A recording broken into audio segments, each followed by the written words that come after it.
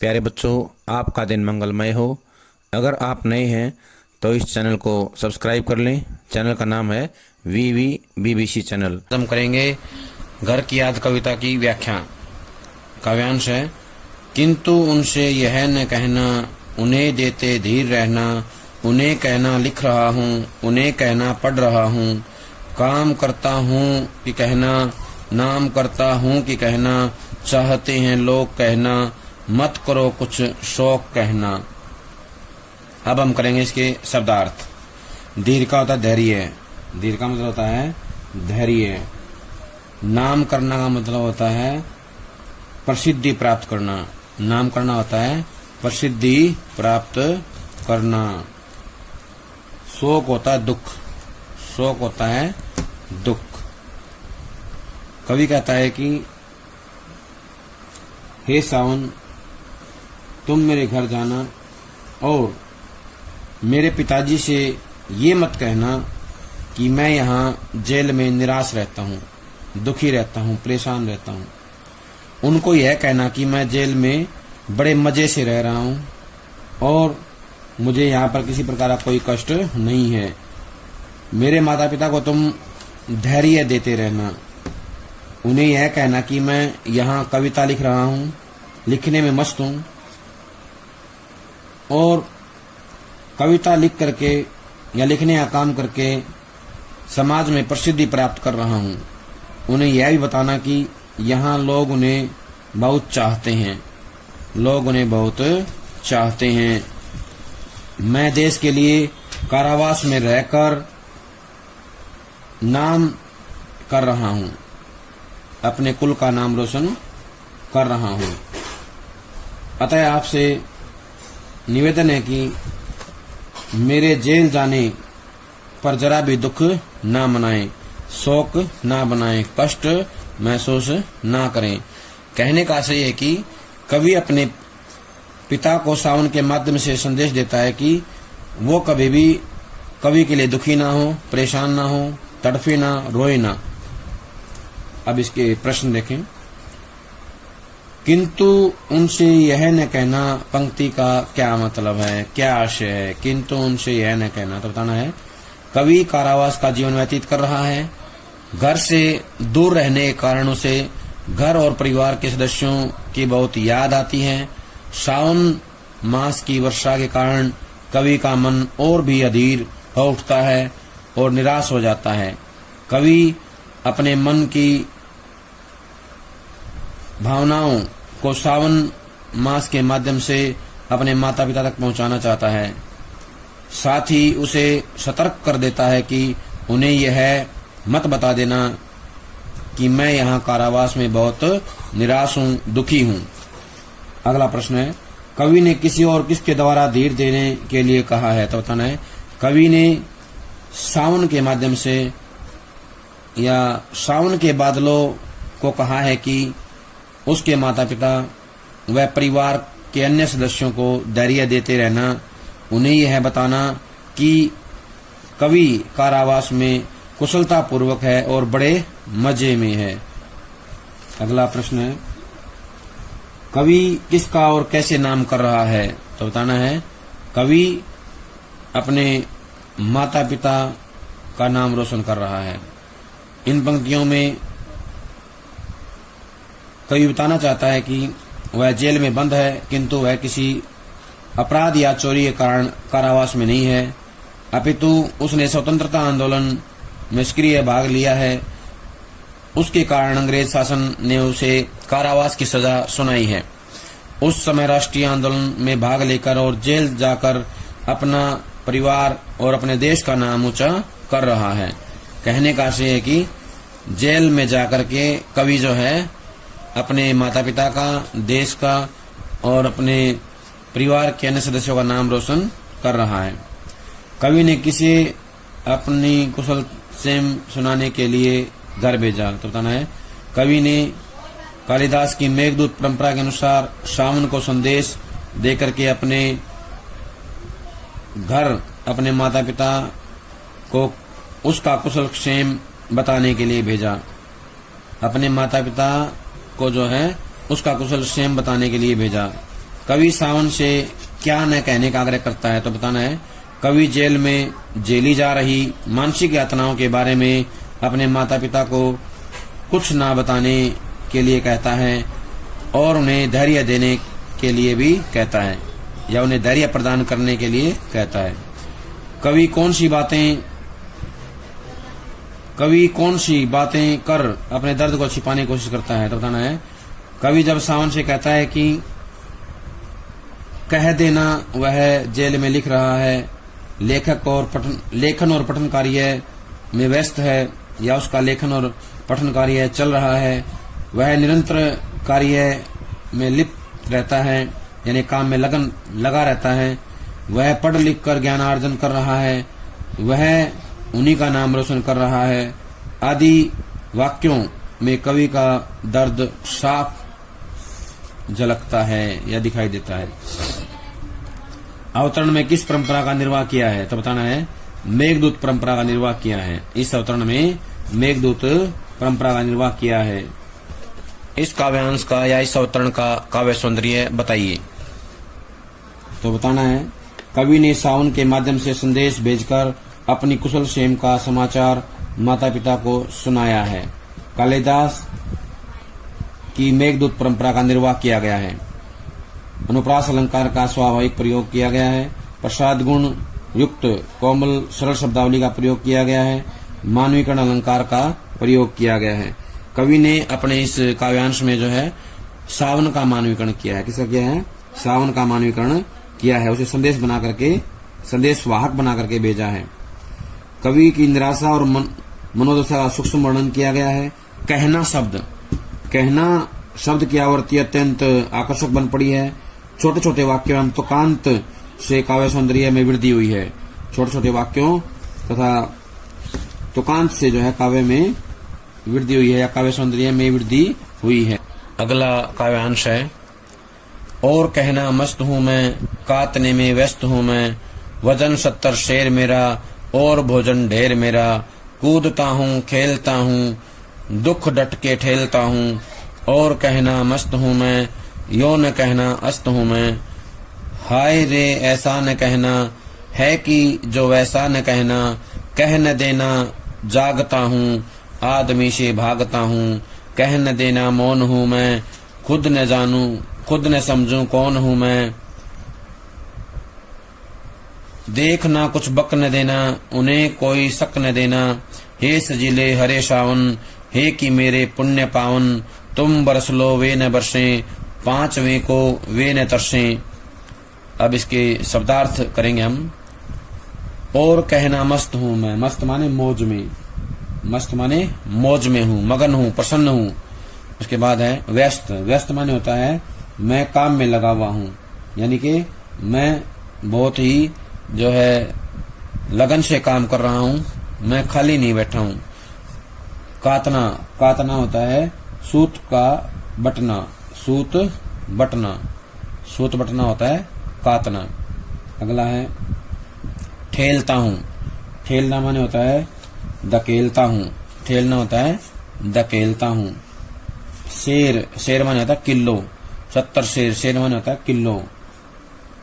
तौल की एक इकाई है ये, तौल की एक इकाई है, इसको बोलते हैं शेर। क्या बोलते हैं? शेर।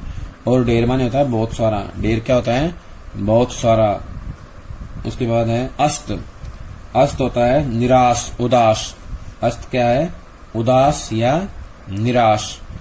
अगला है मौन, मौन का मतलब होता है चुप होना, शांत होना या उदास। मौन का मतलब होता है उदास या शांत। बक देना माने कुछ भी कह देना, बकना होता है कहना। सजीले होता है सजे हुए, सजीले क्या होता है? सजे हुए। पावन होता है पवित्र, क्या होता है? पावन, पवित्र। उसके बाद है शक, शक माने होता है संदेह, क्या होता है? शक, संदेह। शक माने होता है संदेह। हाय रे, हाय रे क्या है? दुख की अभिव्यक्ति करता है। क्या करता है? दुख की अभिव्यक्ति करता है। आदमी से भागता हूँ, आदमी से भागता मतलब क्या होता है? आदमियों से मिलना नहीं चाहता, आदमियों से मिलना नहीं चाहता, आदमियों से मिलना वो नहीं चाहता है। अगला है सजीले, सजे हुए। पुण्य होता है अच्छे कर्म, पुण्य क्या होता है? अच्छे कार्य, अच्छे कर्म। पावन बताया था अभी, पवित्र। तरसे होता है तरफना, बेचैन होना, दुखी होना। वर्षे होता है बरसना। वर्षे क्या होता है? बरसना। अब इनकी व्याख्या देखें। कवि कहता है कि सावन, या हे सावन, तुम पिताजी को बताना कि मैं यहाँ खूब मस्त हूँ। क्या हूँ मैं? खूब मजे में हूँ, मस्त हूँ, प्रसन्न रहता हूँ। यदि उसके दुख एवं कष्ट की जानकारी उनके पिताजी को मिल गई तो वे अधिक परेशान हो जाएंगे। अगर कवि के पिताजी को उनके दुख की, कष्ट की जानकारी मिल गई तो वो जो अत्यधिक परेशान हो जाएंगे। मैं दिन रात सूत काटने में व्यस्त रहता हूँ। किसमें रहता हूँ? सूत काटने में लगा रहता हूँ, व्यस्त रहता हूँ। यहाँ मुझे किसी प्रकार का कोई भी कष्ट नहीं है। यहाँ मुझे किसी प्रकार का कोई कष्ट नहीं है। मेरा भार 70 किलो हो गया है। कितना हो गया है? 70 किलो हो गया है। मैं प्रतिदिन ढेर सारा भोजन खाता हूँ, यानी बहुत अधिक भोजन खाता हूँ। और मैं प्रसन्नचित रहता हूँ, खूब खेलता हूँ, कूदता हूँ, मौज मस्ती करता रहता हूँ, खूब प्रसन्नचित और आनंदित रहता हूँ। बस उन्हें यही सब बताना, यानी कि मेरे माता पिता को कोई जो है ऐसी बात ना बताना जिसके कारण उन्हें दुख हो जाए। उन्हें सब जो है सकारात्मक बातें कहना, जैसे मैं खेलता रहता हूँ, आनंदित रहता हूँ, ढेर सारा भोजन खाता हूँ, और मैं जो है हमेशा खेलने कूदने में लगा रहता हूँ। मेरा वजन भी अब बढ़ गया है, 70 किलो हो गया। ये जो सारी बातें सकारात्मक, यही बातें जाकर के मेरे पिता को बताना। उनके सामने कोई भी ऐसी बात ना करना जिससे उन्हें दुख हो जाए। कवि जेल में मिलने वाले कष्टों एवं यातनाओं को पिताजी से छुपा कर रखना चाहता है। जेल में मिलने वाले कष्टों को अपने पिता से छुपा कर रखना चाहता है। यदि उसके दुख एवं कष्ट की जानकारी उनके पिता को मिल गई तो वे अधिक परेशान हो जाएंगे। इसलिए कवि चुपचाप जेल के जीवन के कष्टों को छुपा कर रखना चाहता है। वह उन्हें केवल अपनी प्रसन्नता की सूचना देना चाहता है। इसलिए अपने संदेश वाहक सावन से कहता है कि मैं यहाँ अस्त हूँ। अस्त माने होता है उदास।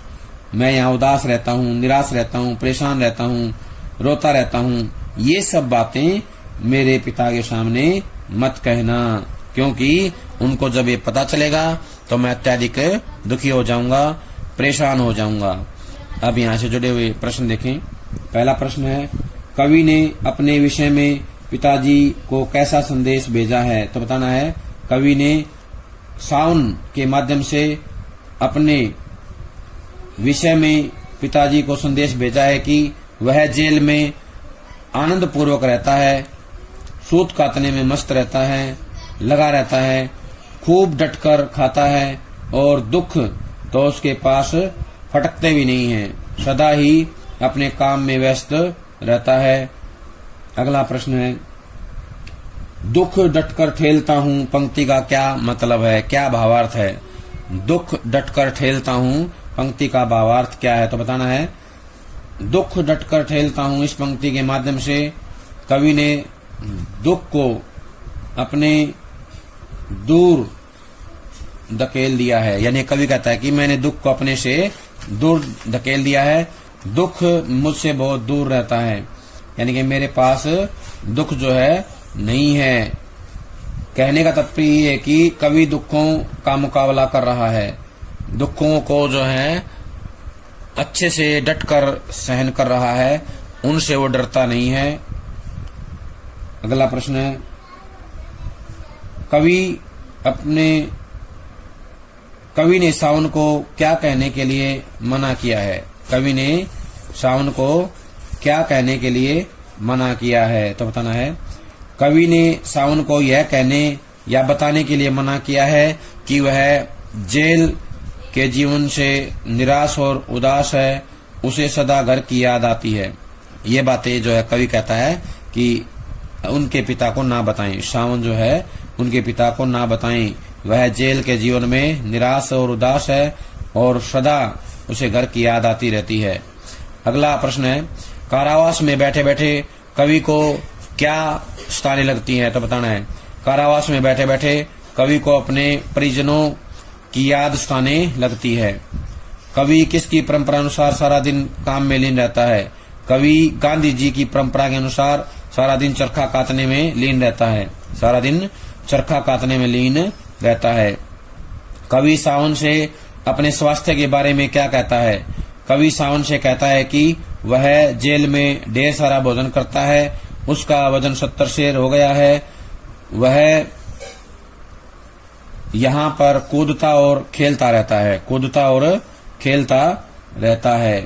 कवि अपने माता पिता से क्या छिपाना चाहता है? जेल में मिलने वाले मानसिक और शारीरिक कष्टों को वह अपने माता पिता से छिपाना चाहता है। शारीरिक कष्टों को छिपाना चाहता है और जो मानसिक कष्ट है उसको भी वो जो है छिपाना चाहता है। अवतरण का काव्य सौंदर्य बताइए। तो इसका काव्य सौंदर्य देखें, बताना है, कवि की माता पिता के प्रति सम्मान एवं सहानुभूति की भावना व्यक्त हुई है। सम्मान एवं सहानुभूति की भावना व्यक्त हुई है। कवि अपनी जो वास्तविक स्थिति है उसको छिपा कर रखना चाहता है और केवल अपने माता पिता के सामने कुशलता का समाचार ही भेजना चाहता है। यहाँ पर मेघदूत की परंपरा का पालन किया गया है। उसी के अनुसार सावन को जो है संदेश वाक्य के रूप में बताया गया है। संदेश वाक्य क्या बताया गया है? सावन को खड़ी बोली का प्रयोग किया गया है। देश शब्दों का सुंदर प्रयोग है। प्रसाद गुण विद्यमान है। मानवीकरण और अनुप्रास अलंकारों का प्रयोग किया गया है। मानवीकरण व अनुप्रास अलंकारों का प्रयोग किया गया है। डट कर ठेलना, अस्त होना, डट कर ठेलना, अस्त होना, अस्त होना आदि मुहावरों के प्रयोग से भाषा में सारगर्भिता का गुण समा गया है। लाक्षणिकता का गुण विद्यमान है।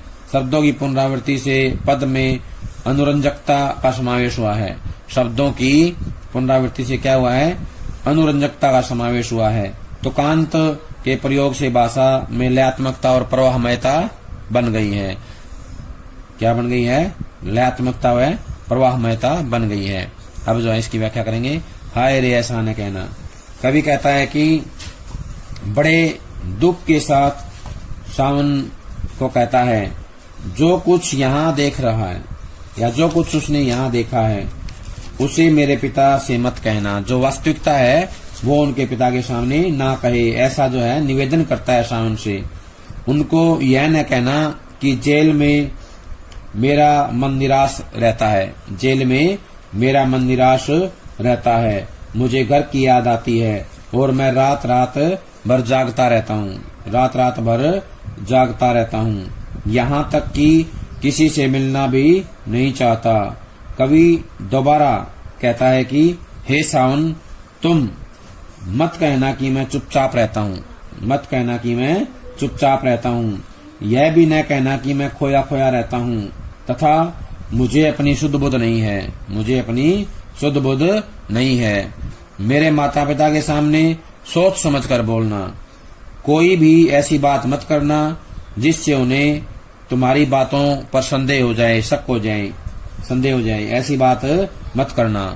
हे हरे भरे सावन, सुंदर सावन, मेरे पुण्य कर्मों के परिणाम सावन, पवित्र सावन,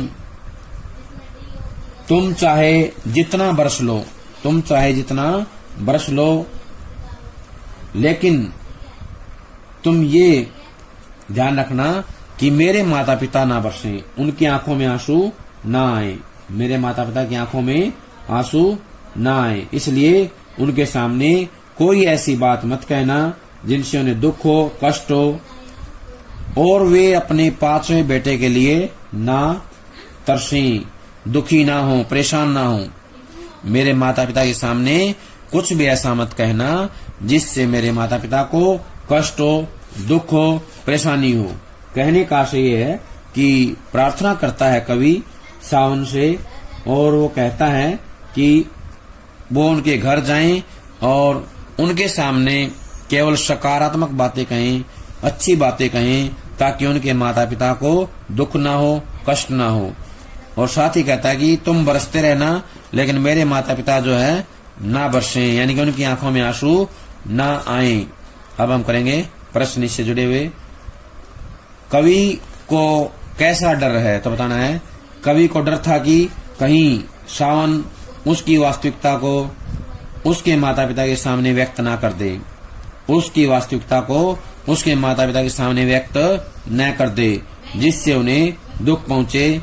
इसलिए वह बार बार सावन को सावधान करता है। क्या करता है? सावन को सावधान करता है। जेल में कवि की मनोदशा कैसी थी? जेल में कवि की मनोदशा हताश एवं निराश थी। हताश एवं निराश थी। वह दूसरों से मिलना जुलना, यहाँ तक कि बोलना भी पसंद नहीं करता था। वह अकेले अपने आप में खोया खोया सा रहता था और मौन बना रहता था। वह रात रात भर जागता रहता था। कहने का भाव यह है कि जेल में रहते हुए कवि को घर की याद आती थी, वह निराश बना रहता था। अगला प्रश्न है, इस पद्यांश का भाव स्पष्ट कीजिए। इस पद्यांश का क्या भाव है तो बताना। इस पद्यांश में कवि ने अपने कारावास के जीवन का यथार्थ चित्रण किया है। कहने को वह अपने आप को देशभक्त कहलवाता था, किंतु वास्तविकता यह है कि वह कारावास में रहते हुए अत्यंत निराश एवं दुखी था। अपनी निराशा एवं दुख को छिपाने के लिए वह सावन के माध्यम से माता पिता को झूठी दिलासा दिलाता हुआ प्रतीत होता है। कवि ने देशभक्ति की भावना के साथ माता पिता के प्रति सम्मान एवं सहानुभूति की अभिव्यंजना भी की है। कवि के द्वारा तत्कालीन मनोदशा को कलात्मक अभिव्यक्ति प्रदान करना ही कवि का प्रमुख लक्ष्य रहा है। यानी कि बड़ी कलात्मकता के साथ जो है कवि अपनी तत्कालीन मनोदशा को जो है व्यक्त करता है। अगला प्रश्न है, कवि सावन से क्या न बताने का आग्रह करता है? कवि सावन से अपनी वास्तविकता न बताने का आग्रह करता है। वास्तविकता नहीं बतानी है ये कहता है। कवि सावन से क्या बताने का आग्रह करता है तो बताना है कवि सावन से अपनी कुशलता को बताने का आग्रह करता है। कुशलता को बताने के लिए कहता है। कवि को अक्सर किसकी याद आती है? कवि को अक्सर परिवार वालों की याद आती है, अपने परिवार की याद आती है। आदमी से भागता हूँ कहने देना, मौन हूं मैं। इस पंक्ति का आशय क्या है तो बताना है। इस पंक्ति के द्वारा कवि अपनी बढ़ती हुई मानसिक यातनाओं को बताते हुए कहता है कि अब तो वह किसी भी आदमी का सामना करने से डरने लगा है।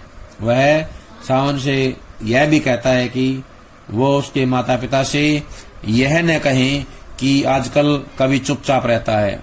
आजकल कवि चुपचाप रहता है। कवि दृढ़ता से सावन को क्या समझाता है? कवि दृढ़ता से सावन को समझाता है कि वह उसके माता पिता के सामने कुछ भी असलियत न बोलें, वास्तविक सच्चाई जो है उनके सामने ना कहें। इस बात का विशेष ध्यान रखने के लिए कहता है। कवि ने सावन को कैसी उपमा दी है? कवि ने सावन को हरियाली से भरे सजे सावन की उपमा दी है। हरियाली से भरे सजे सावन की उपमा दी है। इस अवतरण का जो है काव्य सौंदर्य बताना है। उससे पहले एक प्रश्न और देखें। कवि किसकी आंखों से अश्रु न बरसने की बात कहता है तो बताना है। कवि अपने माता पिता के नेत्रों से अश्रु न बरसने की बात कहता है। अपने माता पिता के नेत्रों से अश्रु न बरसने की बात कहता है। अब देखें काव्य सौंदर्य। कवि सावन से अपनी वास्तविकता न बताने का आग्रह करता है। क्या करता है? सावन से अपनी जो वास्तविकता है न बताने का आग्रह करता है। इस काव्यांश में कवि की पितृभक्ति का सजीव वर्णन किया गया है, या पितृभक्ति की सजीव अभिव्यंजना हुई है। क्या हुई है? पितृभक्ति की सजीव अभिव्यंजना हुई है। खड़ी बोली का प्रयोग किया गया है। सरल व प्रवाहपूर्ण प्रयोग किया गया है। कवि ने सावन को उसी प्रकार संदेशवाहक बनाया है जिस प्रकार कालिदास ने मेघदूत में बनाया था। संवादात्मक शैली का प्रयोग किया गया है। करुणरस विद्यमान है, प्रसाद गुण विद्यमान है। अनुप्रास अलंकार का स्वाभाविक प्रयोग देखने को मिलता है। मानवीकरण अलंकार ने जो है काव्य पंक्तियों को और ज्यादा सुंदरता प्रदान की है। कवि ने विशेषणों की जड़ी सी लगा दी है। सजीला, हरा, पावन, पुण्य, ये विशेषण जो हैं उपयुक्त बन पड़े हैं। सरलता, प्रवाहमयता एवं विषयानुकूलता भाषा की मुख्य विशेषताएं हैं। प्यारे बच्चों, ये थी हमारी कविता घर की याद। सभी इसको अच्छे से याद कर लेंगे और इसको अपनी कॉपी में लिख लेंगे। सभी का बहुत बहुत धन्यवाद।